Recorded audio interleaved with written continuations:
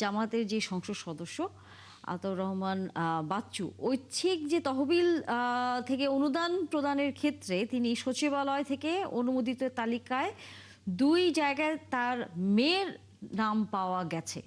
অর্থাৎ তিনি তার মেয়ের নামে যতটুকু হচ্ছে এখানে বলা হচ্ছে যে তহবিলের ১,৮৩,৫০০ টাকা হচ্ছে আমরা দেখছি ২০২৫-২৬ অর্থ বছরের যে বরাদ্দকৃত সেখান থেকে দেওয়া হয়েছে এবং আরেক জায়গায় ২১ জনের নাম, বাবার নাম, ঠিকানা এরকম উল্লেখ করা হয়েছে। পশ্চিমা বিশ্বের সাথে এই যে বাংলাদেশের এখন আমরা কূটনৈতিক যে অবস্থানটি আস্তে আস্তে শক্ত করছি যে বাংলাদেশ সবার আগে প্রথম, বাংলাদেশের স্বার্থ যেখানে সেখানেই বাংলাদেশ সবার আগে যাবে, যেমনটা আমরা দেখেছিলাম এই সফরের আগে সরকারের পক্ষ থেকে একটা বক্তব্য এসেছিল যে আমরা কারণ এত বছর আমরা দেখেছি অন্যরকম একটি দৃশ্য, এবারই আমরা আমাদের যেখানে প্রয়োজন বাংলাদেশের যেখানে হচ্ছে যার সাথে সম্পর্কটা সবার আগে করা দরকার সেখানেই আমরা যাচ্ছি।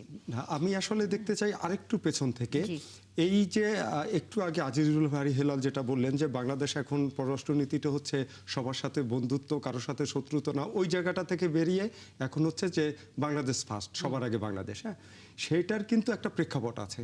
আমি মনে করি ৫ই আগস্ট ২০২৪ সালের ৫ই আগস্ট ছাত্র জনতার গণঅভ্যুত্থানের মধ্য দিয়ে যে ফ্যাসিবাদের পতন হয়েছে এবং যে নতুন জন আকাঙ্ক্ষার বাংলাদেশের স্বপ্ন লোকজন দেখছেন বা দেশবাসী দেখছেন, সেইটার একটা ধারাবাহিকতা আমরা দেখেছি। এই প্রথম ডক্টর মোহাম্মদ ইউনূসের অন্তর্বর্তীকালীন সরকারই কিন্তু প্রথম দেখেন কিছু কিছু ক্ষেত্রে পররাষ্ট্রনীতিতে কিছু পরিবর্তন এনেছে। বিশেষ করে প্রতিবেশী ভারতে যখন সাবেক প্রধানমন্ত্রী শেখ হাসিনা যখন গিয়ে আশ্রয় নিলেন, তখন থেকেই একটা বার্গেনিং এর সম্পর্ক কিন্তু তৈরি হয়ে গেল। বার্গেনিং এক পর্যায়ে এটা বৈরিতার সম্পর্ক তৈরি হয়ে গেল এবং ওই জায়গাটায় কিন্তু অন্তর্বর্তী সরকার আপোষ করেনি এবং নির্বাচিত সরকার তারেক রহমানের নেতৃত্বে বিএনপি সরকারও কিন্তু সেই জায়গাটা আমি মনে করি বজায় রেখেছে। এই জায়গাটা কিন্তু আমরা আগে একটা বিষয় ভাবতাম যে ভারত হচ্ছে বাংলাদেশের পাশে সবচেয়ে বড় একটা প্রতিবেশী এবং অনেক শক্তিশালী, তার চোখে চোখ রেখে কোনো কথা বলা যায় না।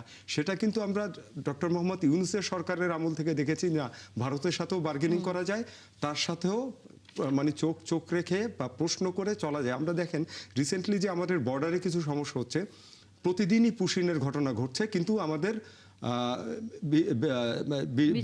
বিজিবি কিন্তু সেটা প্রতিদিন ঠেকিয়ে দিচ্ছে এবং দেখেন এলাকাবাসী নেমে যাচ্ছে। তার মানে হচ্ছে কি, আপনার প্রতিবেশী যতই শক্তিশালী হোক কিন্তু সম্পর্কটা হতে হবে ভারসাম্যের, সম্পর্কটা হতে হবে ন্যায্যতার। সেই জায়গাটার কিছু প্রতিফলন আমরা দেখতে পাচ্ছি। এখন আমরা আশা করব যে শুধু ইন্ডিয়া না, পৃথিবীর সব দেশের সাথে বাংলাদেশ তো এখন ছোট না এবং সেই নবীন দেশও না, ৫৪ বছর হয়ে গেছে। হ্যাঁ, তো এখন বাংলাদেশ আসলে তার ন্যায্য হিস্সা, ন্যায্য পাওনা এবং সাম্যতার যে সম্পর্ক সেটা বজায় রাখবে এবং এটা দেশবাসীর আকাঙ্ক্ষা এবং আমরা মনে করি যে এটাই হওয়া উচিত। অবশ্যই আমরা আসলে সেই জায়গায় যেন আমরাও সামনের দিনগুলোতে সরকারের অবস্থান দেখতে পারি, সেটি আমাদের প্রত্যাশা থাকবে। এবার একটু যথারীতি রাজনীতির আলাপ না করলেই নয়, সেটি হচ্ছে ডক্টর মোস্তফা ফয়সাল, আপনার কাছেই যদি আসি, সেটি হচ্ছে আমরা দেখছিলাম গণমাধ্যমে তো খবর এসেছে এবং একই সাথে নিশ্চয়ই আপনাদের কাছেও কম বেশি খবর আছে যে নড়াইল ২ আসনের জামাতের যে সংসদ সদস্য আতাউর রহমান বাচ্চু ঐচ্ছিক যে তহবিল থেকে অনুদান প্রদানের ক্ষেত্রে তিনি সচিবালয় থেকে অনুমোদিত তালিকায় ২ জায়গায় তার মেয়ের নাম পাওয়া গেছে। অর্থাৎ তিনি তার মেয়ের নামে যতটুকু হচ্ছে এখানে বলা হচ্ছে যে তহবিলের ১,৮৩,৫০০ টাকা হচ্ছে আমরা দেখছি ২০২৫-২৬ অর্থ বছরের যে বরাদ্দকৃত সেখান থেকে দেওয়া হয়েছে এবং আরেক জায়গায় ২১ জনের নাম, বাবার নাম, ঠিকানা এরকম উল্লেখ করা হয়েছে। কিন্তু যেটি আপনার কাছে আমাদের প্রশ্ন সেটি হচ্ছে যে পারিবারিকভাবে এবং একেবারেই যদি রক্তের সম্পর্কে আমরা বলি যে মেয়ের নামে তহবিলের ঐচ্ছিক তহবিলের টাকা অনুমোদনের কাগজে সই করেছেন এই সংসদ সদস্য, মানে কেন তাকে তার মেয়ের নামে এটি করতে হচ্ছে? জি, ধন্যবাদ আপনাকে। আমি নিজেও নিউজটা বিভিন্ন সোশ্যাল মিডিয়াতে দেখেছি এবং বিভিন্ন পত্রিকার মাধ্যমে জেনেছি। পাশাপাশি সংশ্লিষ্ট সংসদ সদস্য যার কথা বলা হয়েছে আতাউর রহমান বাচ্চু, তার সাক্ষাৎকারটাও দেখলাম। তিনি এখানে বলার চেষ্টা করেছেন, আসলে আমি সে সময় খুব ব্যস্ত ছিলাম, আমার পিএস আমাকে নক করেছে যে মন্ত্রণ থেকে জানানো হয়েছে জরুরি কিছু নাম লাগবে, এখানে 1,83,000 টাকা একটা বরাদ্দ আছে।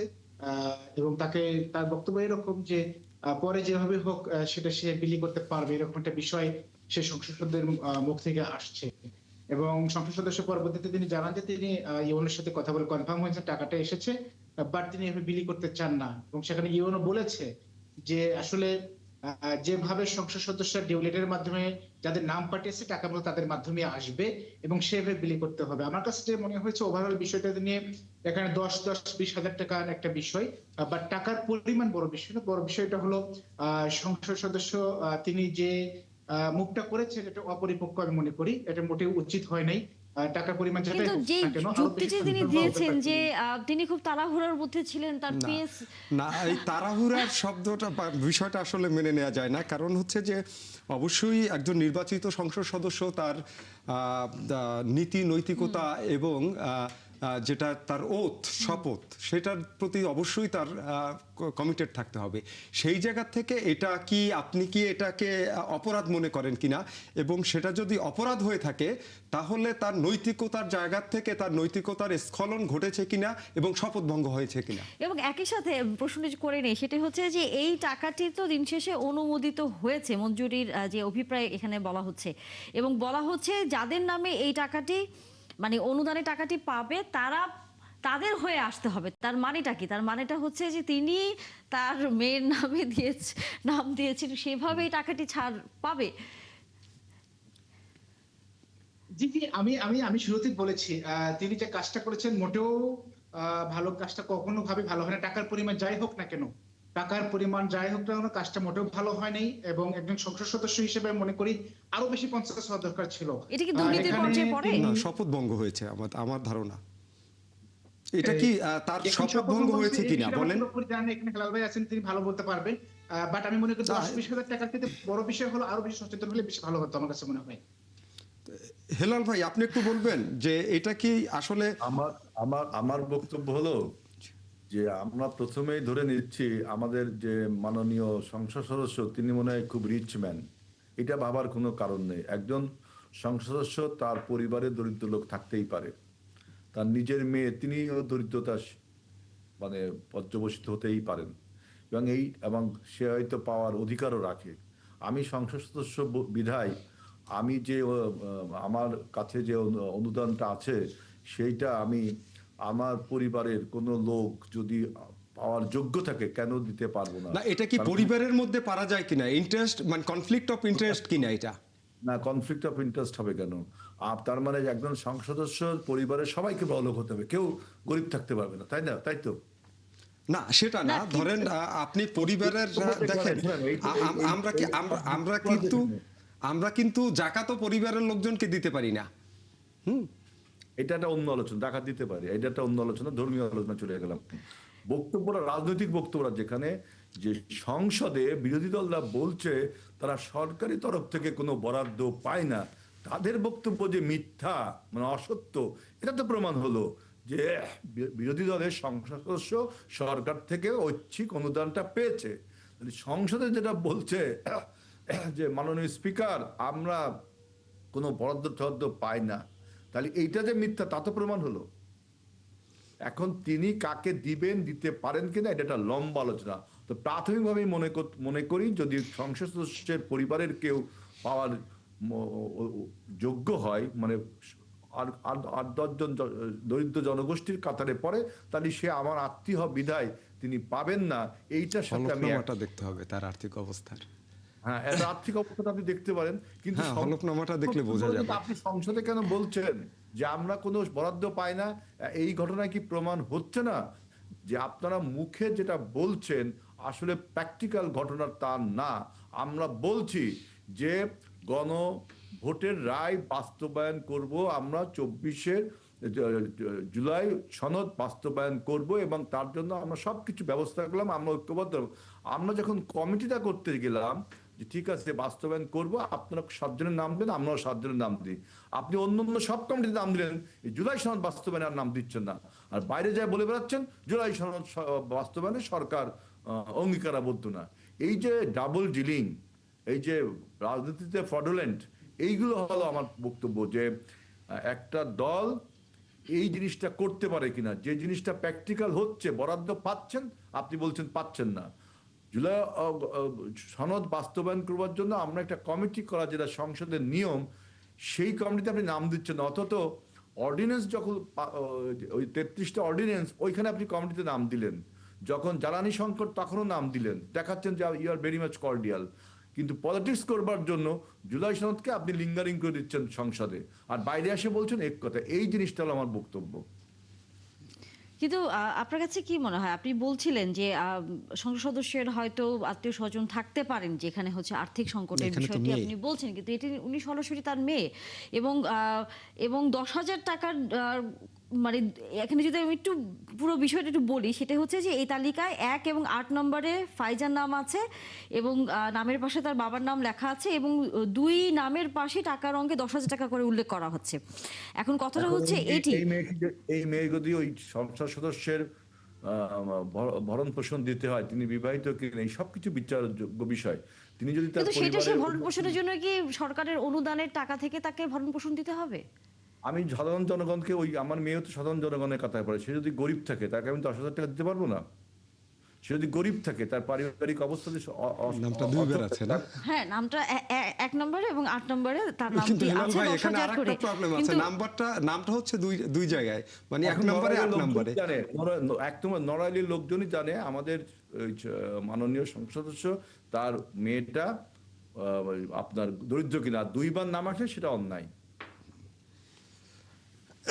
মানে সেই জায়গায় আমরা দেখছি যে জামাতের এমপিরা তারা হচ্ছে মাইক্রোওয়েভ ওভেন এবং ওয়াশিং মেশিন, পর্দা, সেগুলোও চাচ্ছেন। যে তার মানে কি এই বিষয়গুলো কি আমরা সামনের দিনে কোনো রকম এরকম ঐচ্ছিক অনুদানের কোনো ঘটনা থেকে কি আমরা দেখবো যে সেভাবে তাদেরকে ব্যবস্থা করে দেওয়া হচ্ছে?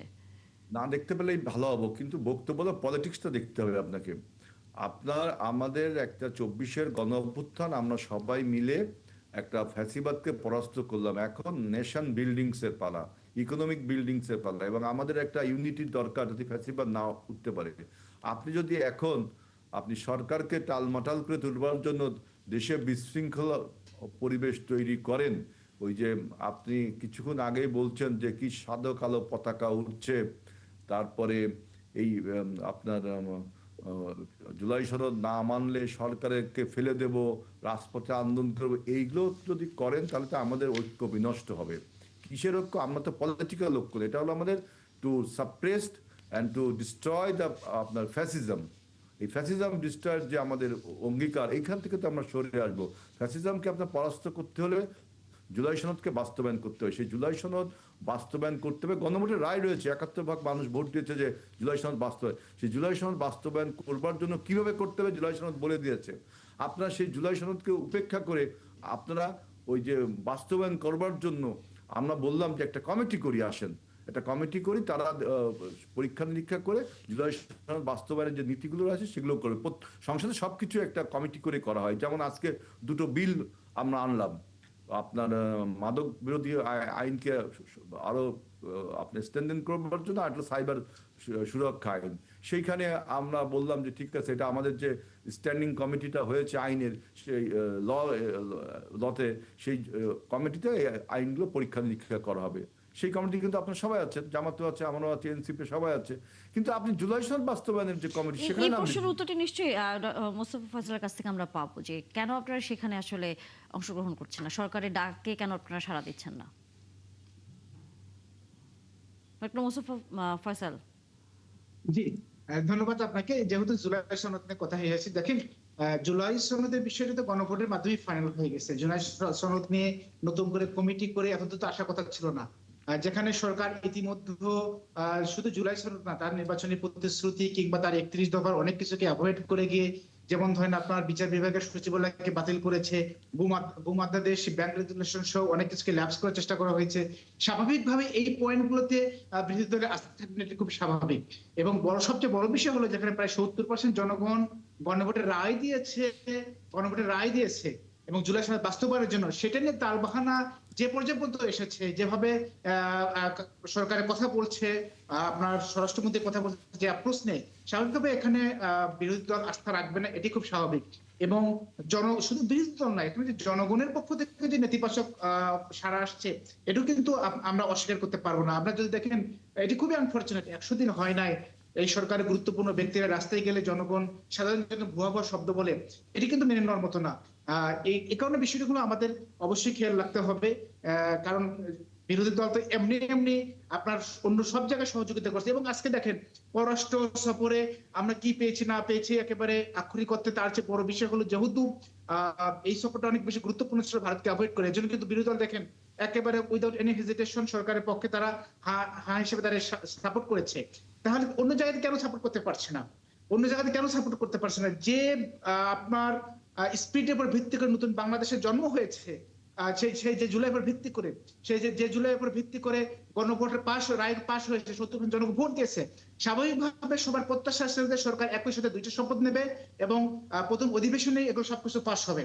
তো এটাই যখন অ্যাভয়েড হয়েছে, সরকার যখন পাশ কেটেছে বিভিন্ন কথা বলে, সরকার যখন একটা পরিবারকে স্বার্থের জন্য ব্যাংক রেজুলেশন পর্যন্ত চেঞ্জ করার চেষ্টা করেছে, পরবর্তীতে IMF এর লোন পাওয়ার সমস্যা হচ্ছে, এগুলো নিয়ে আবার আপনার পরিমার্জন করার চেষ্টা করছে। তো গুম আধ্যাদেশ থেকে শুরু করে এই যে বিষয়গুলো, আপনি যদি দেখেন গুম আধ্যাদেশে তাকান, দেখবেন যে আগে নিয়ম ছিল একজন ব্যক্তি যে পারসিকিউটেড হচ্ছে, নির্যাতিত হচ্ছে, তারা গিয়ে গুম কমিশনে গিয়ে তারা মামলা করবে, অভিযোগ দেবে। এখন সে পদ্ধতি নেই, আর সেখানে তদন্ত করবে গুম কমিশন, সেই সিস্টেম এখন নেই। সবকিছু থানায় দেওয়া হচ্ছে নর্মাল একটা মামলার মতো। তো স্বাভাবিকভাবে এই গুরুত্বপূর্ণ একটি বিষয় নিয়ে যেহেতু সরকার গণভোটের রায়কে অ্যাভয়েড করেছে, প্রাথমিক মেনে নিচ্ছে না, স্বাভাবিকভাবে বিরোধী দল এখানে অ্যাকসেপ্ট করতে পারছে না। এই বিষয়টা আমরা দেখছি। আপনারা গণভোটের রায়কে অস্বীকার করছেন নাজিরুল বারী হেলাল? আসলে এর জন্য ওনারা আপনাদের কমিটিতে নাম দিচ্ছেন না।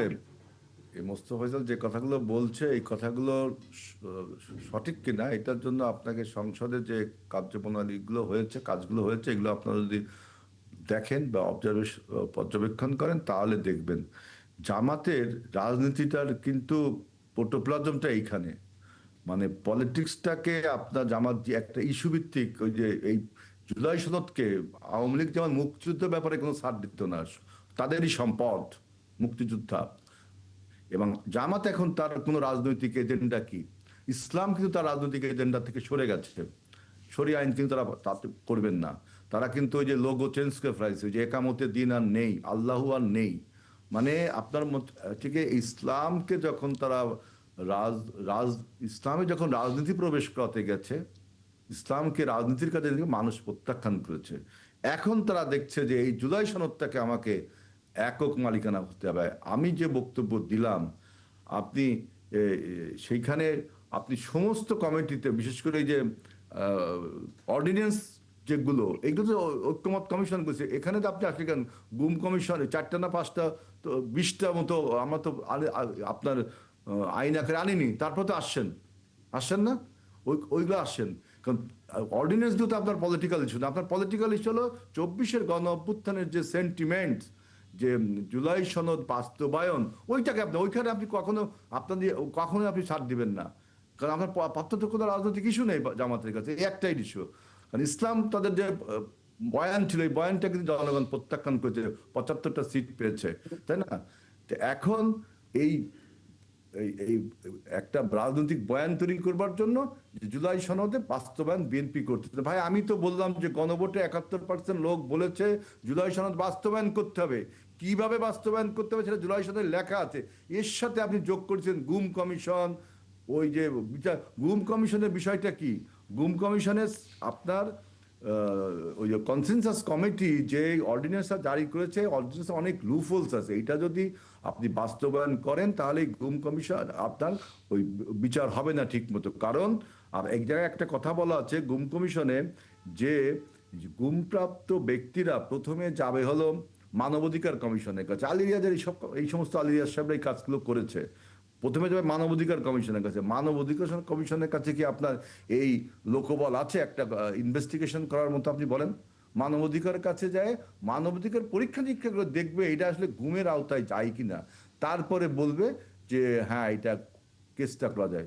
অথচ আমরা বললাম ওই যে আমাদের যে কমিটিগুলো করে সেখানে বললাম, এবং ওরা মেনেও নিল সেটা, যে হ্যাঁ গুম কমিশনে আপনার আইসিটি অ্যাক্টে এগুলো মামলা হবে।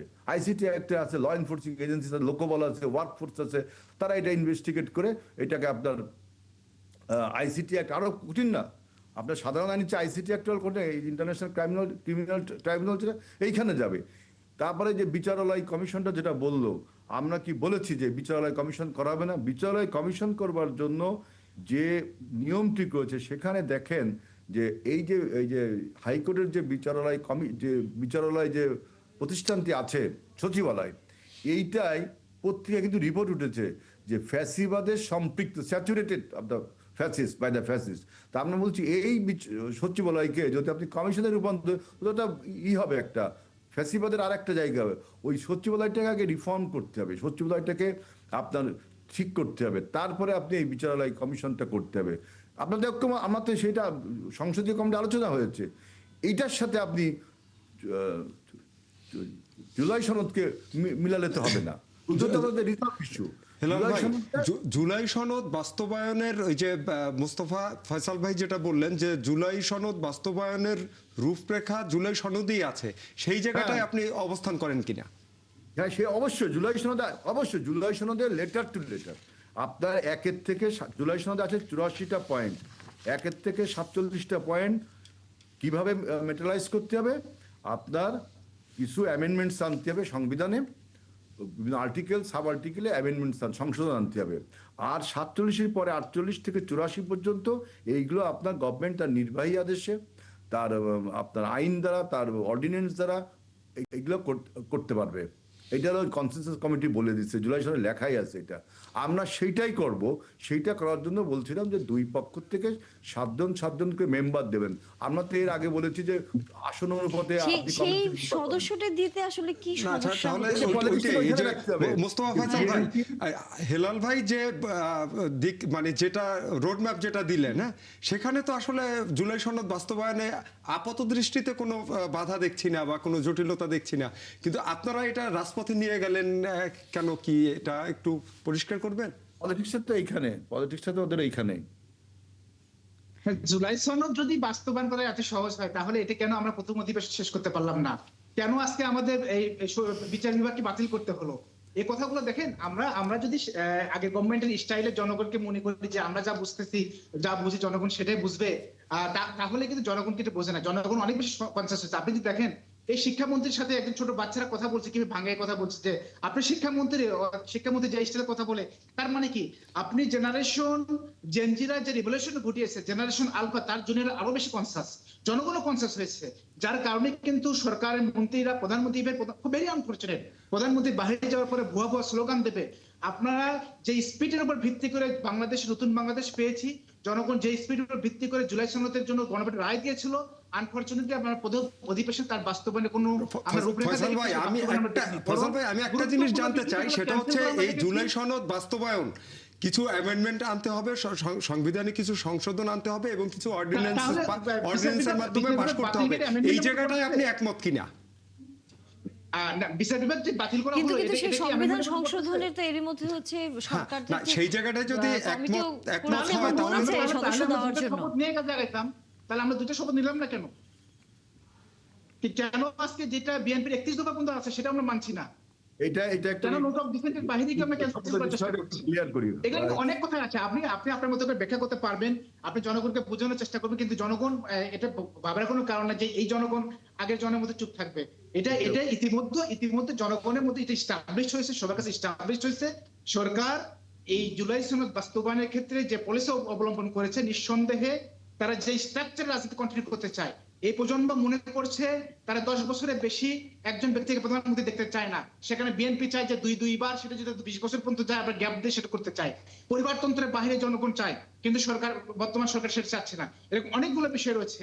উচ্চ পরিষদের আমরা এই প্রসঙ্গগুলোর উত্তর নেব আমাদের সংসদীয়